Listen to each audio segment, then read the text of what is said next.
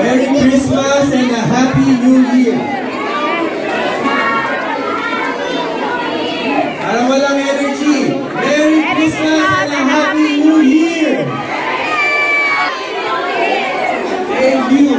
Before we start, I would like to acknowledge that this program was made possible. Thank you very much, and the embassy is very happy that we have this program. Masaya-masaya kami na nandito po tayong lahat ngayon, and we look forward to programs na magkakasama-sama po tayong lahat. Thank you very much. Okay, so to kick off our program, I would like to invite on stage Miss Daisy to lead us in a short prayer.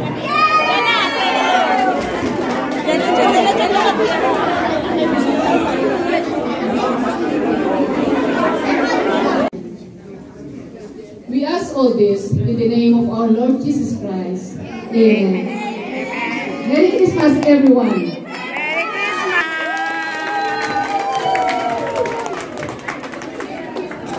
Thank you very much to Miss Daisy for leading us in prayer. Here, the last time we had was Christmas Bazaar last week. I have a very short but inspiring message for everyone this morning.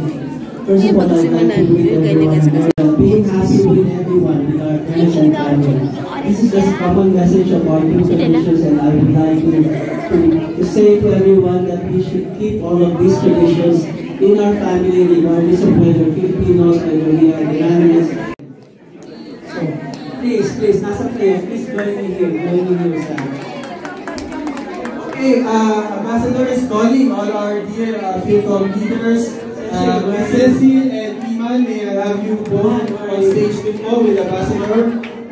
Okay, Iman is here, and we are missing Miss Cecil. And the 5 leaders of our community, please introduce yourselves. Introduce your group. Salam. Salam. Hello. Hello.